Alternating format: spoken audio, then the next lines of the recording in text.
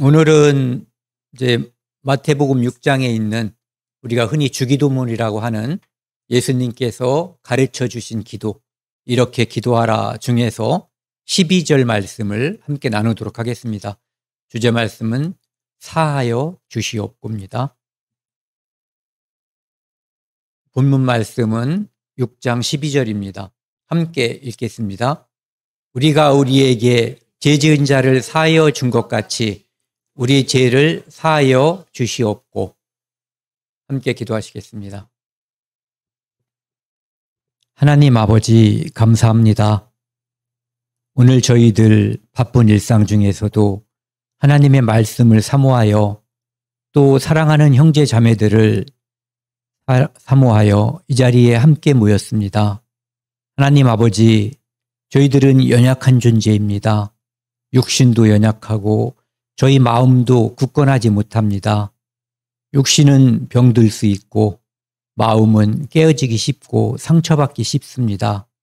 하나님 아버지, 우리 각자 우리는 서로 사정을 다 알 수 없지만 하나님께서는 누가 아픈지, 누가 어떤 고통을 받고 있는지, 누가 어떤 걱정이 있는지 다 알고 계십니다. 하나님 아버지, 우리 사랑하는 형제자매들 또 그 가족들 닥치는 일 그대로 하나님께서 아시고 돌보시고 도와주시옵소서. 이제 말씀을 함께 나누는 이 시간 처음부터 끝까지 함께 해주시고 오직 하나님께 영광이 돌아가는 시간이 되도록 도와주십시오. 이 모든 말씀 우리를 사랑하시는 예수 그리스도 이름으로 감사하며 기도드렸습니다. 아멘.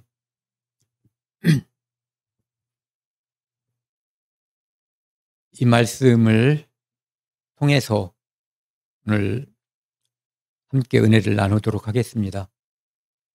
먼저 주기도문을 전체를 한번 같이 읽고 오늘 주제 말씀이 이제 어느 부분에 있는가를 한번 보도록 하겠습니다. 9절부터 13절까지 함께 읽겠습니다. 그러므로 너희는 이렇게 기도하라. 하늘에 계신 우리 아버지여, 이름이 거룩히 여김을 받으시오며 나라가 임하옵시며 뜻이 하늘에서 이루어진 것 같이 땅에서도 이루어지이다. 오늘 우리에게 일용할 양식을 주시옵고 우리가 우리에게 죄 지은 자를 사하여 준 것 같이 우리 죄를 사하여 주시옵고 우리를 시험에 들게 하지 마시옵고 다만 악에서 구하시옵소서. 나라와 권세와 영광이 아버지께 영원히 싸움나이다. 아멘. 전에도 이제 똑같은 말씀을 드렸었는데요. 기도의 대상이 친밀한 나의 아빠면서 그리고 초월적인 창조주 하나님께 드리는 기도거든요. 그래서 그분은 창조주, 지존자, 초월자, 전능자 여러 이름을 가지고 계셔요. 그분은 우리의 경의의 대상이거든요. 그렇다고 그분이 경의의 대상만 있는 것이 아니라 가장 친밀하면서도 동시에 가장 거룩한 분이에요.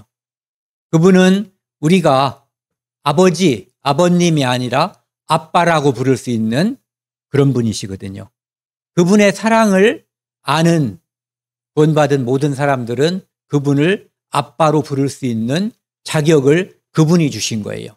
그래서 우리가 수시로 부를 수가 있는 거죠.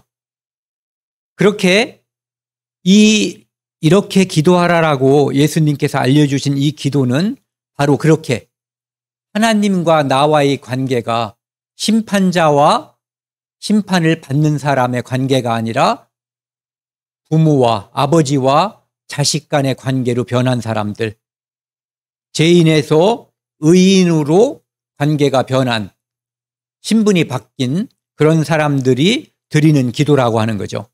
그분은 우리를 사랑하시고 돌보고 보호하고 인도하시는 분이에요. 그리고 그분은 모든 생명의 아버지, 우리 눈에 보이는 모든 식물들, 하늘을 나는 새들, 그리고 우리 눈으로 보이지 않는 세균들, 바이러스, 원충 이런 것들도 다 그분이 만드신 거예요. 그러니까 모든 생명의 아버지신 거죠. 특별히 그분은 사람을 만드셨고 그중에서 그분은 이 사람의 죄를 용서하기 위해서 이 땅에 사람의 모습으로 오셔서 십자가의 죽으심으로 교회를 이 땅에 태어나게 해주신 분이에요. 그래서 교회는 그분을 아버지라고 부르고 있죠. 그래서 이 기도는 자격이 있는 사람이 분명한 대상에 대해서 드리는 기도라고 하는 거죠. 이제 오늘은 이제 12절만 하겠습니다. 우리가 우리에게, 우리는 이제 교회의 공동체에 속해 있거든요. 구원받았지만 교회 공동체에 함께하지 못하는, 안 하는 사람들도 있어요. 그런 사람들도 크게 보면은 그냥 교회 공동체인 거예요. 그러니까 지역교회에 속해 있지 않더라도 보편적인 교회에 구원받은 사람은 시대와 공간에 관계없이 다 속해 있는 거거든요. 이제 그런 사람들이 하나님께 드릴 수 있는 기도죠. 우리가 우리에게, 성도가 성도에게 죄 지은 자를 사하여 준 것 같이 우리 죄를 사하여 주시옵고, 우리가 기도하면서 또는 주기도문을 암송하든가 또는 읽든가 이렇게 함께 나누는 이 시간에 가장 마음이 무거운 부분이 오늘 함께 나누는 이 부분이에요. 저만 그렇지는 않을 거예요. 왜 그러냐 하면은 여기는 보면은 당위시하고 있거든요. 우리가 우리에게 죄 지은 자를 사하여 준 것 같이. 그러니까 성도는 성도에게, 형제 자매는 형제 자매에게 어떤 허물, 죄가 있을 때 그것을 용서해야지 된다라고 하는 당위성이 있는 거예요. 그런데 우리 죄를 사하여 주시옵고, 그러면 여긴 조건절처럼 보이잖아요. 어떤 사람들은 이것이 조건절이 아니라고 말하는데 이건 조건절이에요. 무슨 뜻이냐면은 하나님께서 우리의 죄를 다 용서해 주시는 거 있잖아요. 십자가에서 우리의 죄를 다 용서해 준 것은 조건 없이 용서해 준 거예요. 그가 살인자든 간음을 한 사람이든 남의 돈을 떼먹은 사람이든 또 다른 사람을 폭행한 사람이든 매일 다른 사람을 괴롭히는 사람이든 그런 거와 관계없이 과거를 묻지 마세요 아시죠? 과거를 묻지 않고 그의 모든 죄를 용서한 거예요. 여기서 말하는 이 죄는 구원받은 성도가 짓는 죄, 그것을 우리가 용서해야지 된다라고 하는 당위성을 말하는 거예요. 하나님께서는 조건을 걸지 않았잖아요. 예를 들어서 키 170 이상, 돈 얼마 가진 사람, 학력 얼마 이상, 얼굴이 누구 수준 이상, 이런 거를 조건으로 아무 조건을 안 걸은 거예요. 그가 죄인임을 깨닫고 하나님께 주여 저는 죄인입니다, 저를 용서해 주세요 하는 그 모든 사람에게 효력이 미치는 거예요. 물론 그렇지 않은 사람에게도 효력이 미칠 수 있는, 그러니까 그 당시에는 효력이 미치지 않지만 나중에라도 그렇게 깨닫고 하나님 앞에서 겸손히 낮아지면 그 효력이 또 미칠 수 있게끔 모든 사람을 다 용서하신 거예요. 그러니까 조건 없이 용서한 거죠. 그러니까 조건 없이 용서를 받은 너희들도 조건 없이 용서하라, 이런 말씀이에요. 찔리죠? 저는 오죽 찔리겠어요. 듣는 사람도 찔리면 이 말씀을 하는 저는 엄청 찔리는 거예요. 왜냐하면은 하나님께서 권면하신 게 아니에요. 명령하신 거거든요. 순종하라고. 순종하라고 하는 그 명령은 하나님께서 우리에게 할 수 있는 능력을 주셨다는 거예요. 무슨 뜻이냐면은 사랑은 사랑을 받은 사람이 아니면 베풀기가 어렵단 말을 해요. 그런데 우리는 어마어마한 죄를 빚을 용서받은 사람들이거든요. 그렇기 때문에 너희들에게 작게 빚진 사람들, 너희들에게 작은 상처를 준 사람들은 용서하는 것이 마땅하다라고 말씀하시는 거예요. 다시 한번 읽고 넘어가겠습니다. 우리가 우리에게 죄 지은 자를 사하여 준 것 같이 우리 죄를 사하여 주시옵고.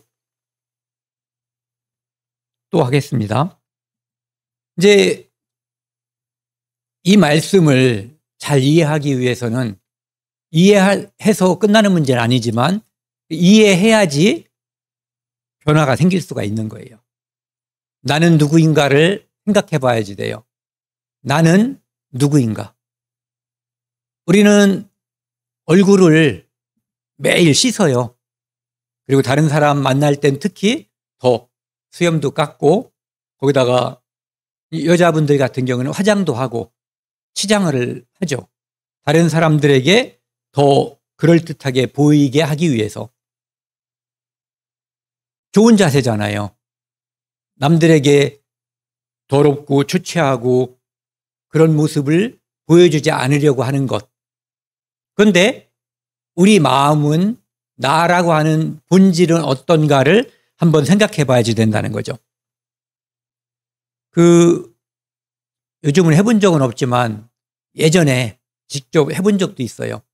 그렇게 돈 얼마를 넣고 몽둥이를 딱 들면은 막 솟아나오는 거, 두더지 잡기. 나는 그런 존재거든요. 내 안에서 죄라고 하는 것이 수없이 솟아올라요. 두드려 패서 내 힘으로, 내 의지와 결심으로 두드려 패서 집어넣기에는 역부족이죠. 왜? 내 안에 그것이 들어있기 때문이에요. 그런데 자주는 아니더라도 우리가 은혜 안에 있을 때 그것이 별로 튀어나오지 않는 것을 느끼는 적도 있을 거예요. 예. 그러니까 우리가 신앙생활이라고 하는 것은 그 상태, 즉 성령이 충만한 상태를 유지해야지 되는 것이지 안에서 솟아나오는 것을 두드려 패서 집어넣으려고 애쓰는 상태를 유지해야지 되는 것은 아니라고 하는 거죠. 우리는 이런 상태예요. 포장해서 물건을 보낼 때 도자기, 유리 같은 것들은 많이 그 안에다가 뭘 집어넣죠. 깨지지 않게끔. 그리고 밖에다가 써놔요. 깨지기 쉬우니까 조심해달라고 사방에다가 다 붙여놓죠. 깨지기 쉬움 이렇게 써서. 우리는 깨지기 쉬운 존재예요. 이 육체는 우리 눈에 보이지 않는 바이러스에 의해서도 공격받으면 쉽게 무너지고 자동차 사고, 암, 여러 가지 질병에 의해서 쉽게 무너질 수 있는 존재예요. 우리 마음, 우리는 정말 연약한 거예요. 막 기분 좋게 떠들다가 누군가가 하는 한마디 말이 심지어는 나를 목표로 하지 않았어도 내 양심이 스스로 찔려서 상처받기 쉬운 마음을 가지고 있어요. 그래서 우리가 말을 조심해야지 되거든요. 왜? 목표하지 않았는데도 누군가가 상처받을 수 있어요. 경험이 다 있을 거예요. 그래서 우리는 약한 존재다. 그러면 상대방도 약한 존재예요. 나만 약한 존재가 아니라 상대방도 약한 존재라고 하는 거죠. 이제 창세기 2장 7절에 보면은 우리를 하나님께서 흙으로 만드셨다고 돼 있어요. 흙으로 만드셨으니까 이런 거예요. 이거 흙으로 만들었죠. 그래서 이거를 저 시멘트 바닥에 던져버리면 박살나는 거예요. 우리도 조심해서 다루지 않으면 쉽게 무너질 수 있는 존재라고 하는 거예요. 그리고 우리는 이 세상에 왔다, 이 세상에 가는데 세상에 있는 날이 그림자 같다는 거예요. 여러분들 그림자 보셨죠? 그림자는 쉽게 사라질 수 있어요. 어디로 가면은 아주 강력한 빛으로 가든가 아니면 완전한 어둠 속으로 사라지면 그림자는 사라져 버려요. 그러니까 나라고 하는 존재가 있어야만, 그것도 빛 가운데 있을 때 그림자가 존재하는 거예요. 그런데 그 그림자가 사라지는 것처럼 우리라고 하는 존재가, 이 인류 역사상 얼마나 많은 사람들이 이 땅에 살았겠어요. 우리 조상들 생각해 보면 알죠. 그분들이 사라진 거예요. 그림자처럼 있다, 그림자처럼 사라진 거죠. 깨지기 쉬운 존재이기 때문에 예전에는 오래 살았고 지금은 많이 오래 살지 못하고 그렇게 이 땅에서 살다가 사라지는 거예요.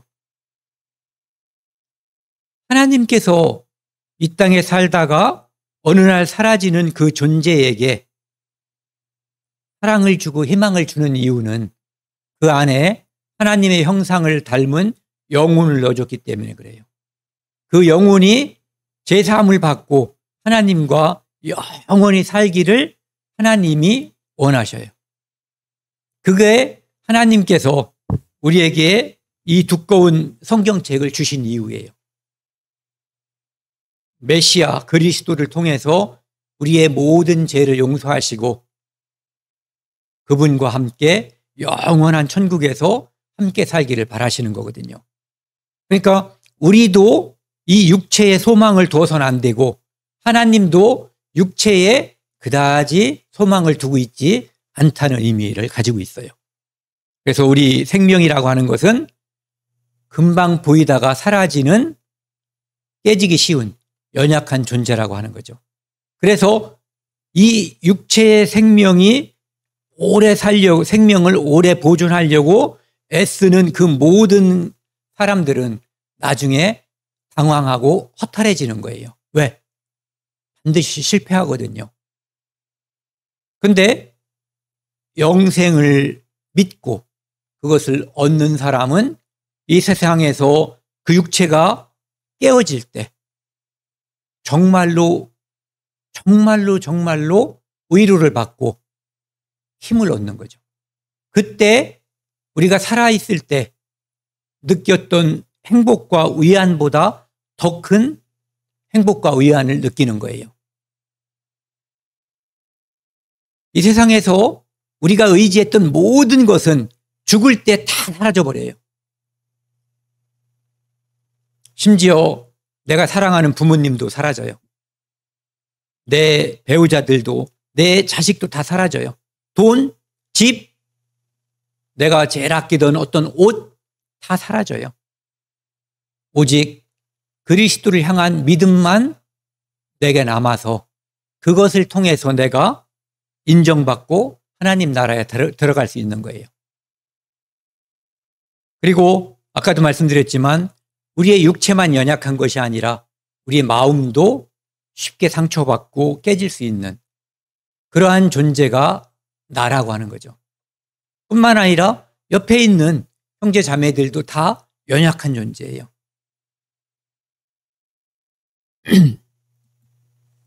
여기 보시면은 나는 이제 연약한, 여기는 이제 육체를 주로 생각한다면 여기는 이제 우리의 영혼을 생각해 보자고요. 유한한 존재죠. 그래서 그 학교 다닐 때 그 누구야? 야스퍼스라고 하는 사람이 한계 상황이라는 얘기를 했어요. 이런 것들이 한계 상황이에요. 질병, 고통, 죽음. 내 노력으로 피할 수 없는 거예요. 그것이 우리에게 생명처럼 내 노력으로 극복할 수 없어요. 진시황도 그 강력한 힘을 가지고 세상을 호령했던 사람들도 무덤 속으로 들어갔죠. 그리고 우리는 죄로 인해서 아담의 타락으로 인한 그 죄성 때문에 끊임없이 솟아나는 죄 때문에 고민하고 있어요. 그것은 내가 스스로 내 죄를 제거할 수 없어요. 무슨 뜻이냐면은 내가 나를 구원할 수 없다는 거죠. 이것도 역시 한계 상황인 거예요. 내가 나를 구원할 수 있다면, 노력해서 내가 하나님이 될 수 있다면 내가 구태여 예수님을 믿을 이유가 없죠. 방법이 오직 예수님밖에 없기 때문에 우리가 예수님을 통해서만 하나님 나라에 가려고 하는 거예요. 다른 방법이 있으면 그 방법도 설사 더 힘들더라도 해볼 수는 있죠. 그런데 그 모든 방법이 무의에 그친다는 거죠. 해봤자 소용없다. 모두 다 실패했어요. 이 다윗이 범죄하고 사람도 죽이고 간음한 죄를 숨기기 위해서 사람을 죽이는 살인죄를 범한 다음에 그가 하나님께 고백한 시예요. 내 죄가 항상 내 앞에 있나이다. 심각하죠. 내가 오늘은 죄를 한 번도 짓지 않고 하루를 보냈다. 그런 날이 있나요? 네. 그러니까 이 말이 맞는 거예요. 내가 내 죄과를 아오니 내 죄가 항상 내 앞에 있나이다.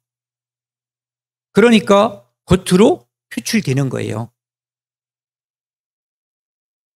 그래서 여기 보시면은 내가 죄악 중에 출생하였으며,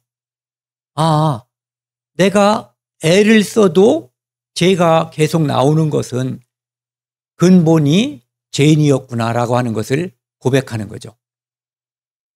그것은 한 단계를 더 올라가 봤더니 우리 나를 낳아준 엄마도 역시 죄인이었다는 거죠.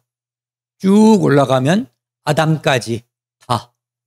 그러니까 인류는 전멸할 수밖에 없는 거예요.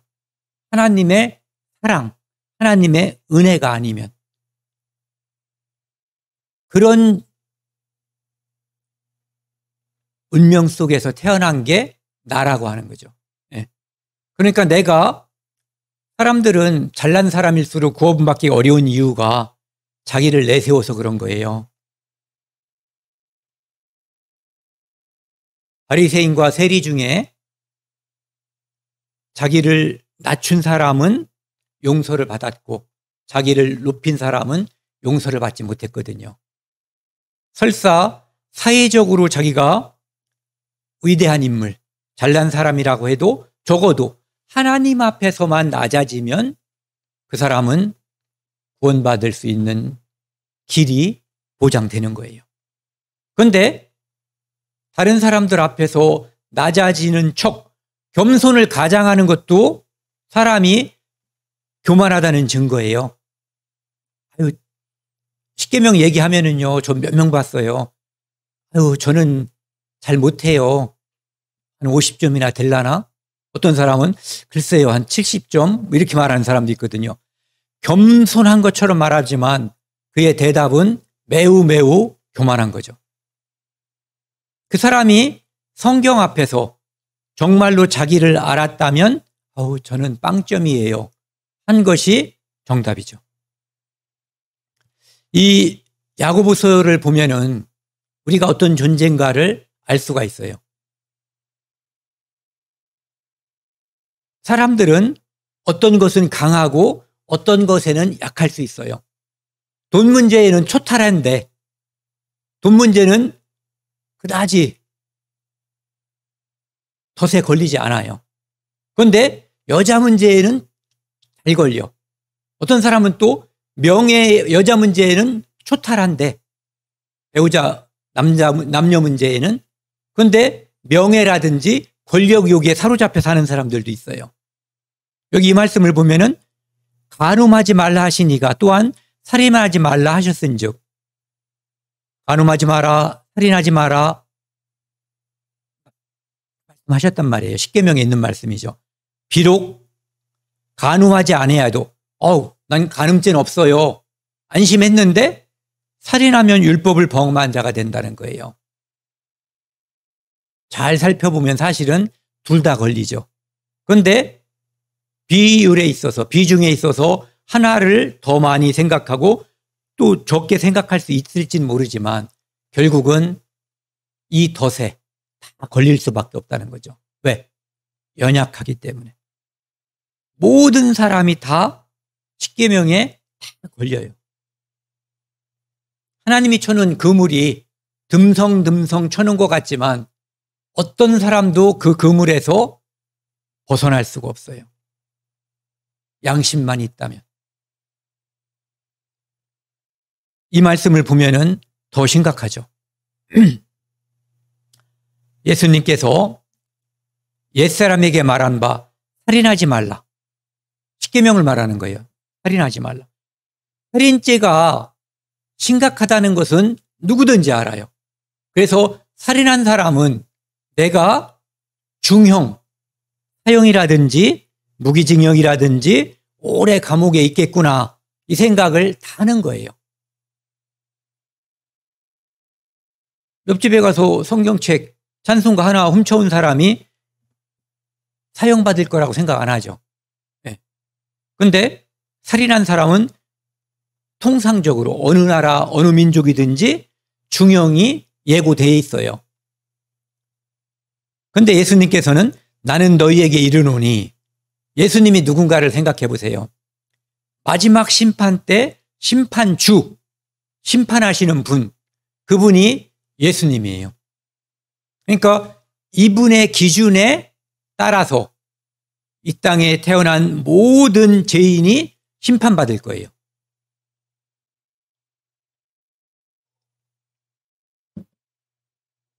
죄형법정주의라는 말이 있어요. 죄가 있어야 벌이 있다는 거거든요. 그러니까 죄가 먼저 존재하지 않으면 무슨 잘못을 사람이 볼 때 잘못을 했었더라도 그것에 따라서 법이 없으니까 처벌할 수 없다는 얘기죠. 그런데 살인하지 말라라는 이 법이 존재했고, 그런데 예수님은 이런 법을 또 공포하신 거예요. 뭐냐면은 형제에게 노하는 자, 화내는 자, 심판받는다. 이것은 지옥 간단 말이에요. 두 번째, 형제에 대해서 라가라는 자, 이것은 욕했다는 얘기예요. 이놈, 이런 거 있잖아요. 아유, 그냥 할게요. 개만도 못한 놈. 아까도 한번 연습했잖아요. 또는 개새끼, 또는 바보 같은 놈. 하여튼 욕. 몇 번 하면 되는 거예요? 한 번. 두 번은 당연히 지옥 가는 거고 10번 말할 것도 없고 한 번만 했어도 심판자이신 예수님께서 안 된다. 심판받는다 이런 얘기예요. 미련한 놈이라 하는 자는 지옥불에 들어가리라. 그러니까 화내는 자, 욕하는 자, 미련한 놈이라고 한 자 다 지옥불에 들어간다는 말이에요. 어떤 사람들은 이런 말을 했을 때 웃는 사람도 있어요. 픽픽 거리죠. 하지만 예수님 앞에 섰을 때 아무도 웃지 못할 거예요. 왜? 실제 이 말대로 지옥 형벌이 내려질 것이기 때문에요.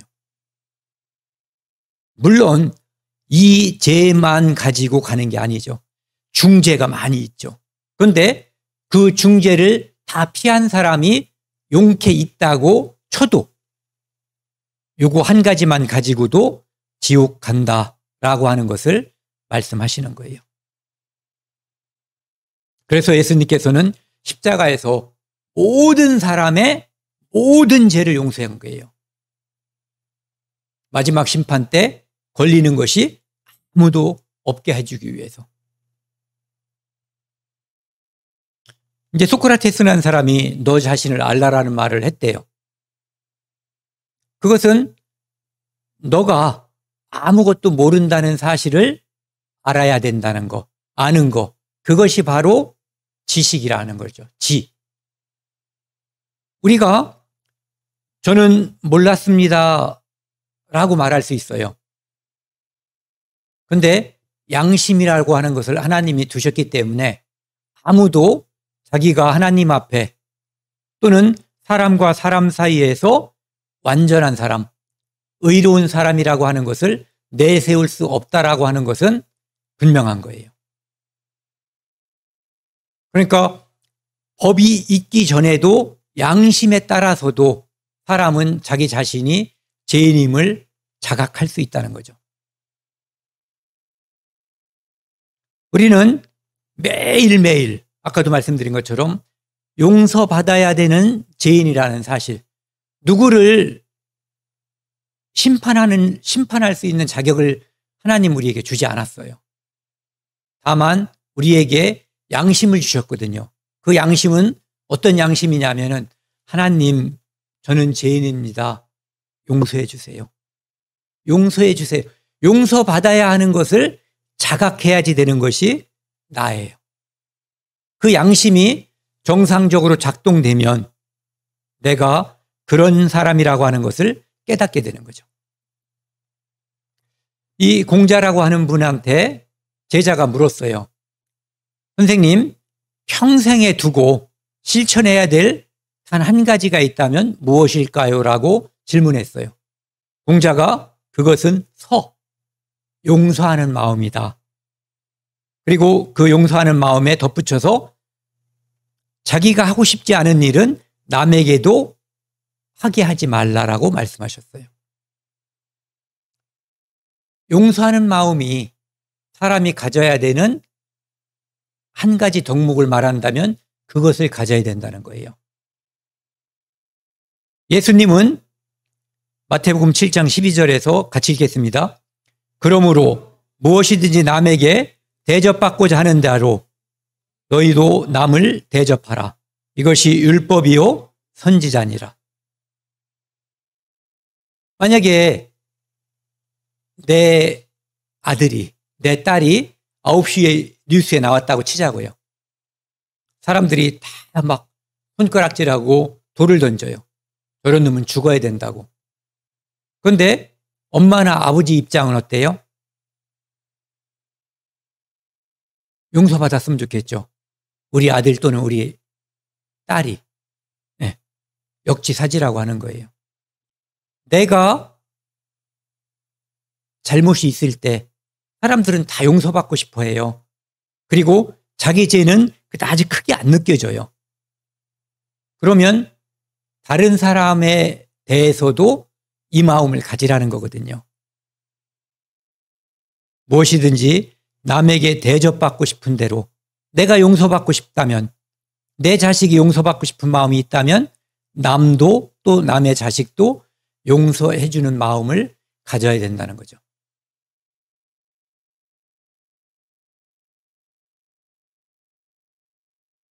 이제 오늘 주제 말씀과 이제 더 가까이 가면은요.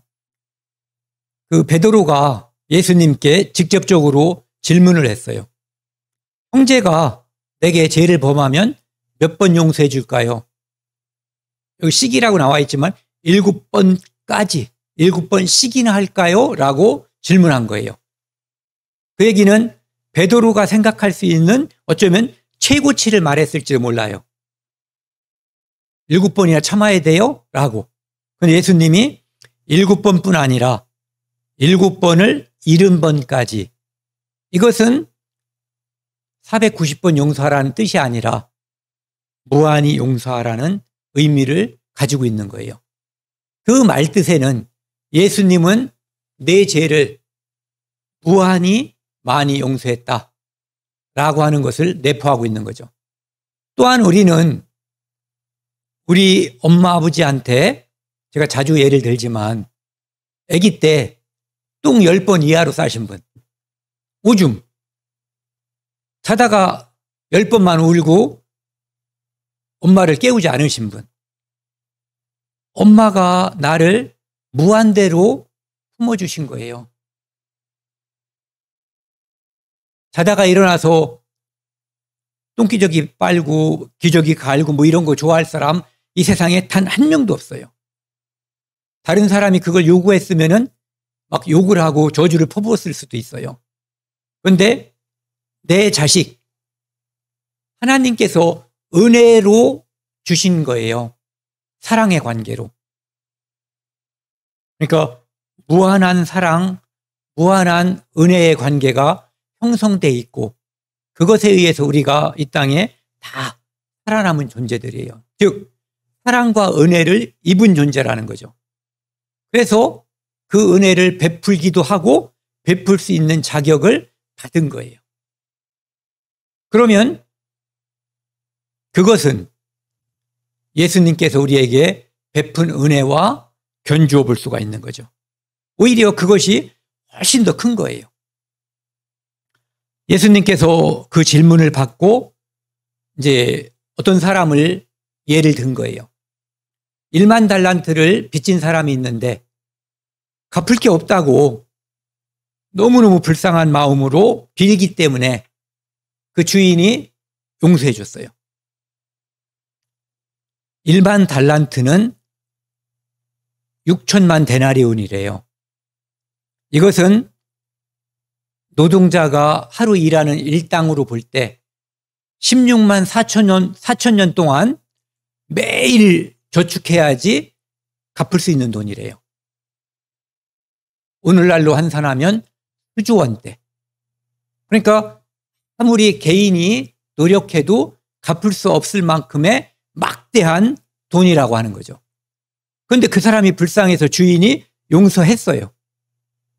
그런데 용서받은 그 사람이, 빚을 탕감받은 그 사람이 그 사람한테 100데나리온, 즉 100일치 인건비에 해당되는 돈을 오늘날로 말하면 수백만 원에서 한 1,000만 원 정도 되는, 크게 보면 한 2천만 원 되는 돈을 빚진 사람에게 저를 좀 빚을 탕감해 주세요. 나중에 갚을게요 하니까 안 돼 하고 감옥에 집어넣었다는 거예요. 그 소식을 듣고 주인이 그 사람을 다시 잡아들였다는 거죠.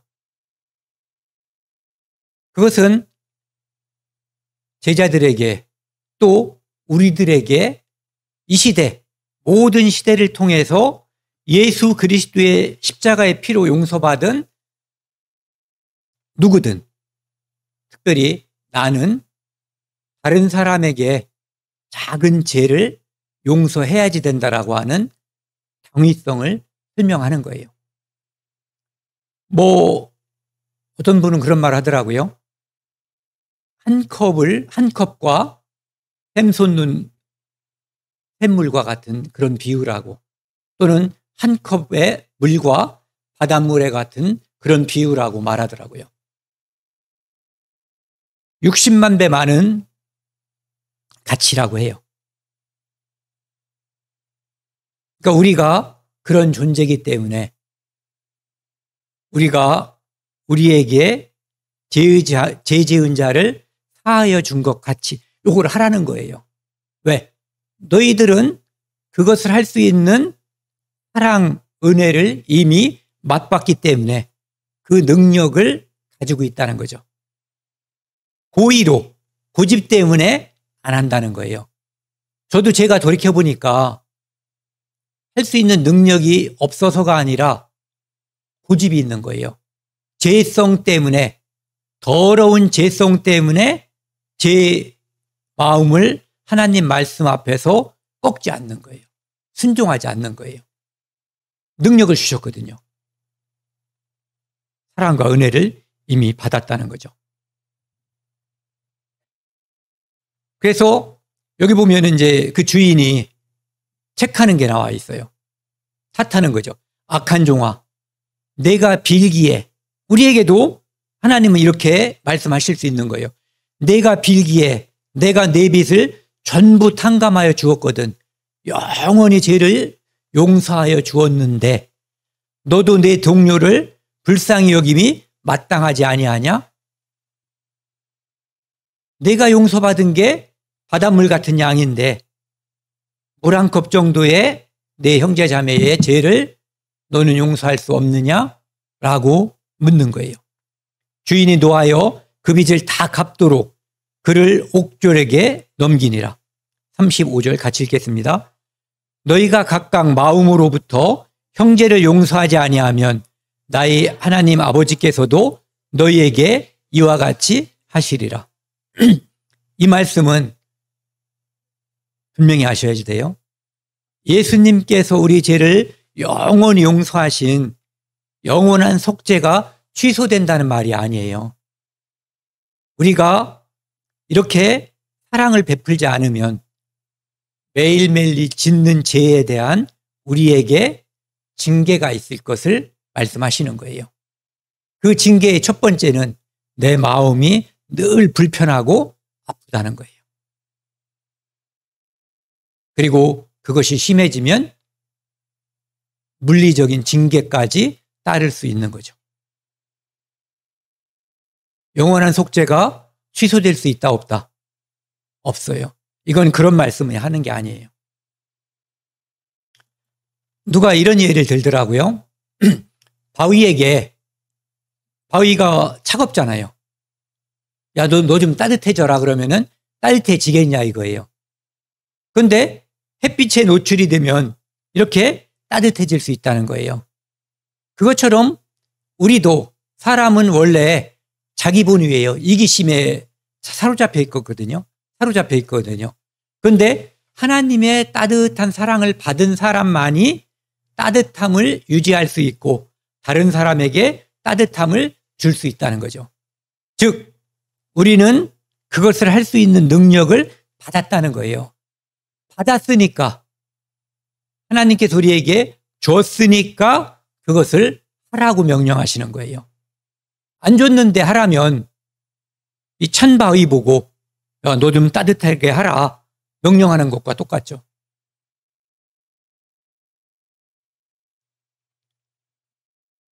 요한일서 보시면은요.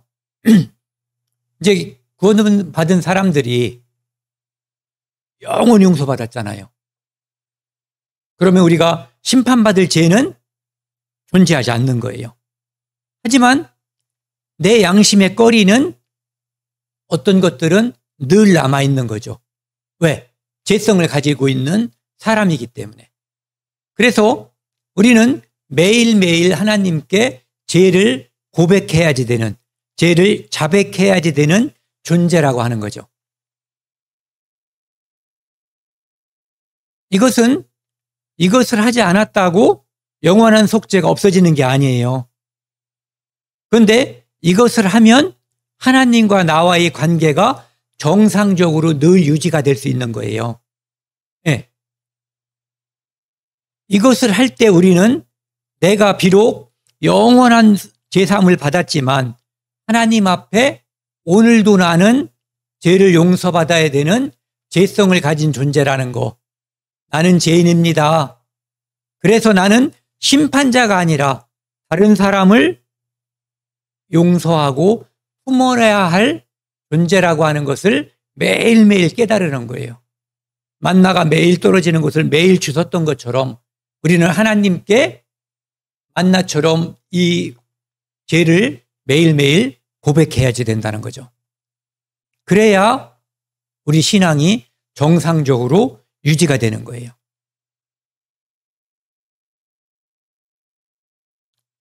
요한복음 8장에 보면은요. 어떤 여자를 사람들이 잡아왔어요. 간음하다가 현장에서 잡혔어요. 변명할 수 없죠. 증인이 여러 명 있으니까. 그 사람들은 죄가 무엇인지 그에 따른 형벌이 무엇인지 알고 왔어요.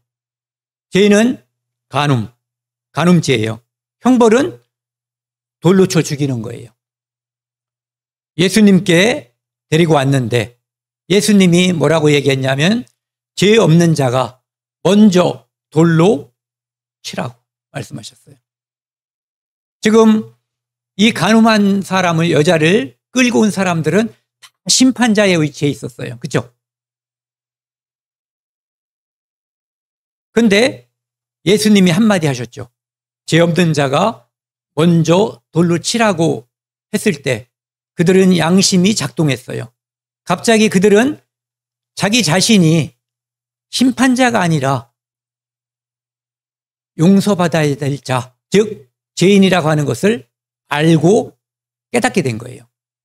그러니까 감히 돌로 치지 못하고 돌을 놓고 그 자리를 뜨게 된 거예요. 이유는 양심의 가책을 느꼈다고 돼 있어요. 율법이 그 양심을 찌른 거예요. 너는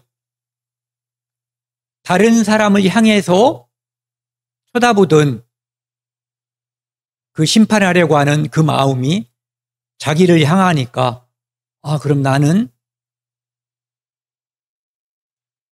간음하지 않았나? 살인하지 않았나?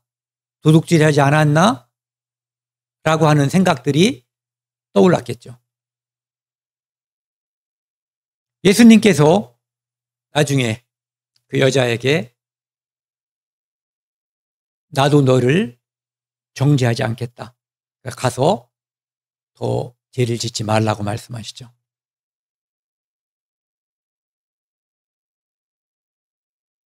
잡혀왔어요. 저도 그렇고 우리는 자주 심판자의 위치에 서고 싶어 해요. 서려고 해요. 지금 여기서 같이 우리가 이 말씀을 가지고 교제하지만 오늘 하루에 또 이 상황이 종료되고 밥 먹고 그 후에 금방 또 다시 심판자의 위치에 서게 될지도 몰라요. 그래서 내 죄를 늘 자백하고 뉘우쳐야지 되는 거예요. 끌려왔어요. 이들은 심판자로 보였고 이 사람은 심판을 받아야 될 대상으로 보였어요. 그런데 예수님 앞에는 심판자가 있어요, 없어요? 예수님 앞에 모든 인간, 모든 인류는 다 심판받아야 할, 용서받아야 할, 은혜 받아야 할 존재들이에요. 자기가 심판자가 아니라고 하는 것을 요셉의 예를 보면은요, 요셉의 형들은 요셉이 죽고 나서 이제 두려웠어요. 요셉의 아버지가 죽고 나서요. 이제 요셉이 우리를 죽이면 어떡하나. 변호사인 우리 아버지도 돌아가셨는데 걱정했죠. 당신의 아버지 하나님이 종들인 우리를 이제 용서하소서. 이제 용서하소서.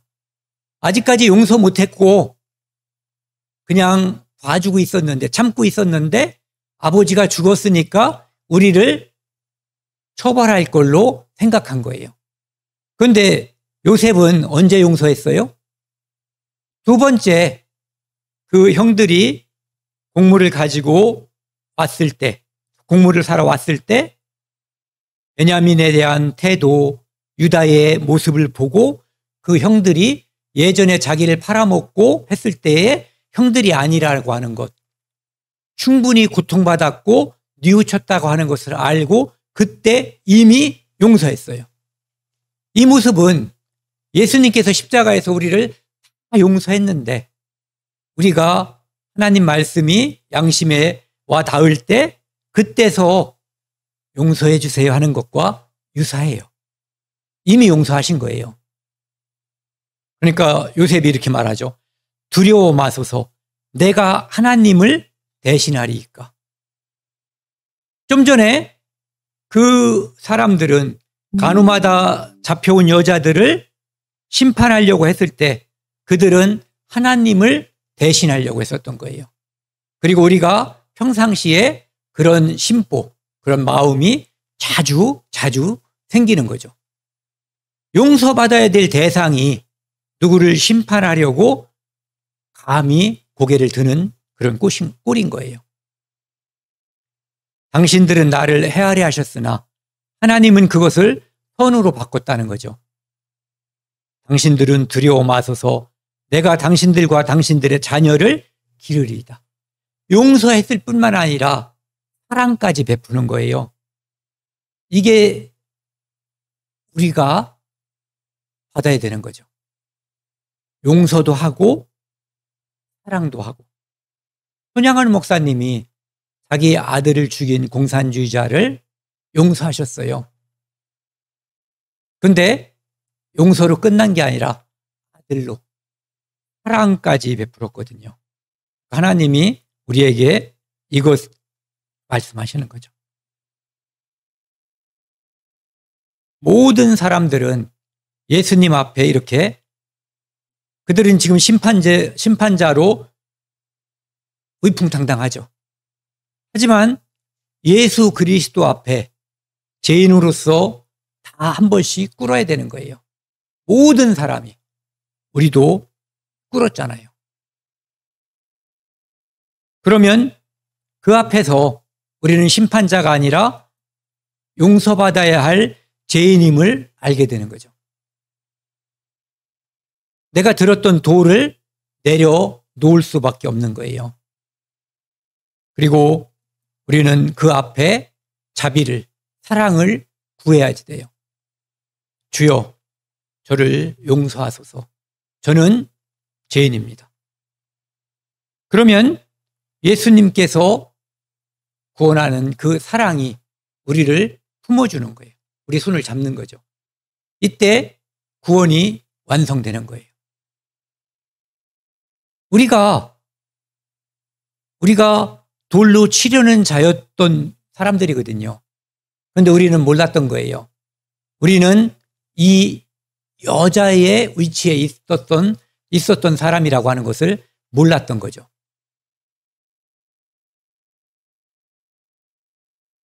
우리는 이 사람이었어요.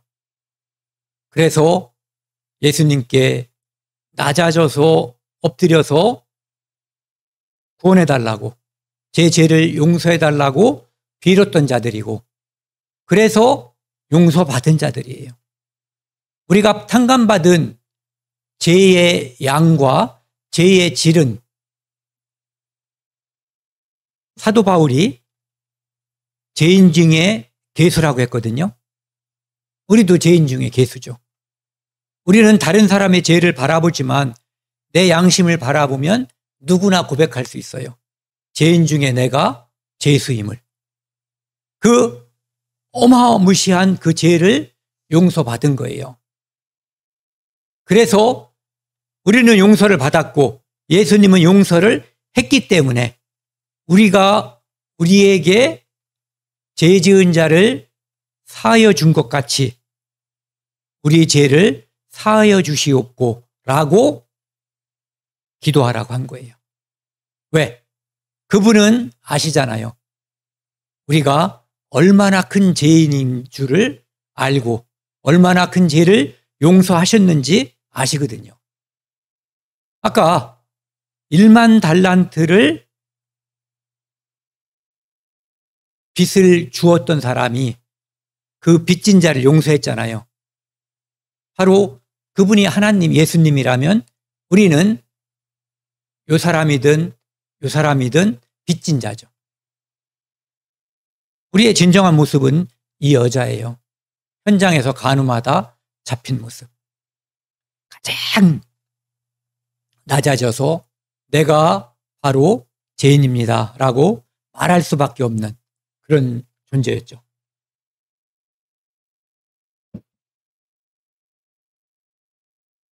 사도행전 7장에 보면은 스데반이 죽기 직전에 무릎을 꿇고 주여 이 죄를 그들에게 돌리지 마옵소서 이 말을 하고 자니라. 스데반은 다른 사람에 의해서 자기가 죽어야 할 죄를 짓지 않았어요. 오히려 정말 선행을 베푸는 자리였잖아요. 다른 사람들에게 하나님의 사랑, 복음을 전하는 자리였거든요. 그런데 그들은 몰랐기 때문에 스데반을 돌로 쳐 죽였거든요. 그들은 스데반에 대해서 심판자였고 스데반은 그들에 의해서 죽는 그런 자리에 있었어요. 그런데 실제로는 스데반이 그들을 위해서 기도한 거예요. 주여 이 죄를 그들에게 돌리지 마옵소서. 예수님께서도 십자가에서 이 기도를 하셨고 우리가 이 기도를 마음에 둔다면 다른 우리에게 죄 지은 자를 사하여 준 것 같이라는 기도를 할 때 여기에 뭐가 걸린 것처럼 하지 않고 그 다음 구절 기도할 수 있을 거예요. 보셨을지도 모르는데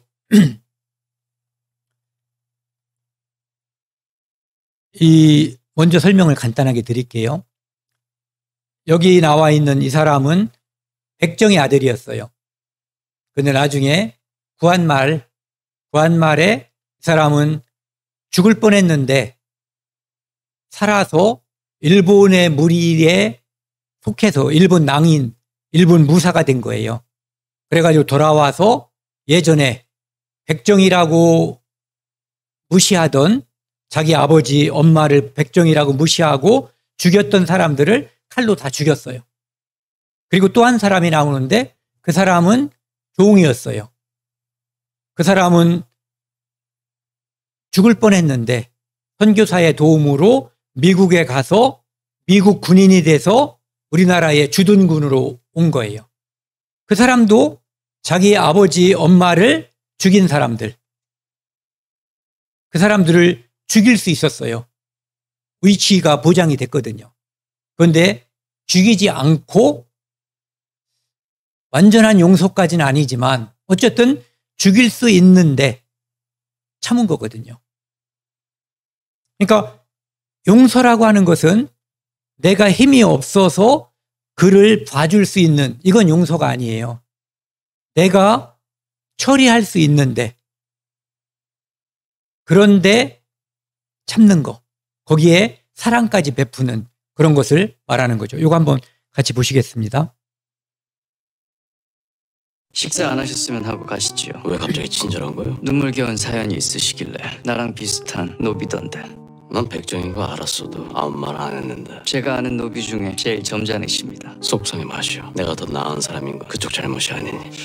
난 조선에 돌아오자마자 다 죽였는데 내 부모 그렇게 만든 것들. 나도 생각 안 해본 건 아니야. 수백 번도 더 죽여보았어, 마음속에서. 용서를 하신 걸까요? 용기가 없으셨던 걸까요? 우린 우리 부모와 달리 누구든 뵐 수 있고 누구든 쏠 수 있는데. 선택한 거야. 우린 우리 부모와 달리 무엇이든 선택할 수 있으니까. 그치, 총인지 칼인지.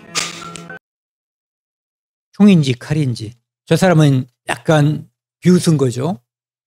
그런데 이 사람은 총인지 칼인지가 아니라 용서할 것인지 보복할 것인지를 선택할 수 있는 힘을 가졌다는 거예요. 우리도 그 힘, 그 사랑, 그 능력을 부여받은 사람이거든요.